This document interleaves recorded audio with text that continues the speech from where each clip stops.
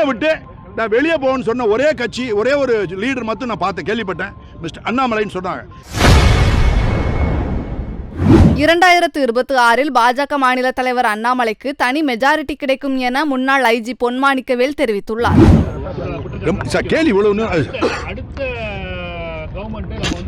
அதுக்கு தான் சிஎம் வரவங்களை சொல்லிட்டேன் சார், பேரே சொல்லியிருக்கேன். இவங்கெல்லாம் நாளைக்கு உங்கள்கிட்ட சொல்லணும், நாளைக்கு சிஎம் வர்றவங்க எலெக்ஷன் நின்னா நான் இந்த HRNC ஆக்டை காலி பண்ணுவேன். 656 கோடி ரூபா இப்போ வரி போடுறாங்க.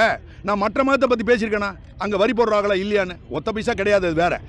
இதில் ரொம்ப ஓவர் சார். 656 கோடினா ஏஎஸ்ஐக்கு அந்த அம்மா கொடுத்துருக்க பணமே 1279 கோடி. அதில் பாதி கோடியை இங்கே நம்மள்ட்ட வரியாக எடுக்கிறான் சார். எப்போ வரியாக எடுக்கிறான்னா இந்த இந்து, இவர் ஒரு இந்து, இவர் ஒரு சைவர், இவங்க வீட்டில் எல்லாருமே வரி கட்டுறீங்க. நம்ம இந்துக்கா 1,54,000 கோடி ரூபா கட்டுறோமே. கட்டின பிறகு 2வது வரி போடுறோம். எப்படி போலீஸ் ஸ்டேஷனில் எப்படி ஏற்கனவே நம்மளுக்கு வரி கொடுக்குறோமா? போலீஸில் நம்ம வரி கட்டி பொதுமக்கள் வரல சம்பளம் கொடுக்குறோம் இன்ஸ்பெக்டர்களுக்கு. அவன் 2வது வரி உங்கள்கிட்ட போடுறான். என்ன வரான்? எஃப்ஐஆர் போட்டால் 25,000 ரூபா, எஃப்ஐஆர் போடலைன்னா 40,000 ரூபா. இங்கே இது 2வது வரி. இந்த 2வது வரி மாதிரி அவங்க போடுற புரியல. இதுக்கு மேலே என்னால் சொல்ல முடியும், விளக்கம் எடுத்து. 2வது வரி அவன் போடுறான், அது ரொம்ப தப்புது. அதனால் விமோச்சனம் நம்மள்ட்ட இவங்களை நம்பி இருக்கிறதில்ல. நம்ம போராடுறதுல 2வது வயசானவங்களை இழுத்து நான் ரொம்ப மல்லு கட்டிக்கிட்டு இருக்கேன். செப்பரேட்டாக இண்டிவிஜுவல் ஒரே ஆள் சண்டை போட்டுக்கிட்டு இருக்கேன். எல்லாரும் வர்றாங்க கொஞ்சம் கொஞ்சமாக தான் வர முடியும்.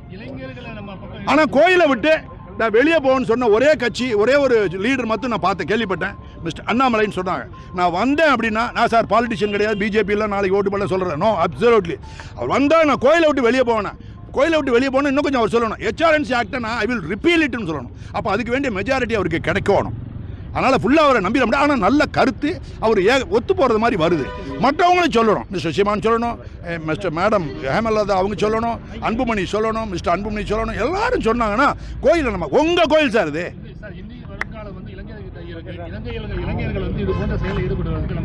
சார் இளைஞர்கள் தண்ணி அடிச்சுட்டு ஃபுல்லாக ட்ரக் அடிச்சுட்டு அலைகிறாருமா இலங்கை யூத் ஹஸ் பீன். செய்திகளை உள்ளது உள்ளபடி தெரிந்து கொள்ள ரெஃப்ளெக்ட் நியூஸை சப்ஸ்கிரைப் பண்ணுங்க.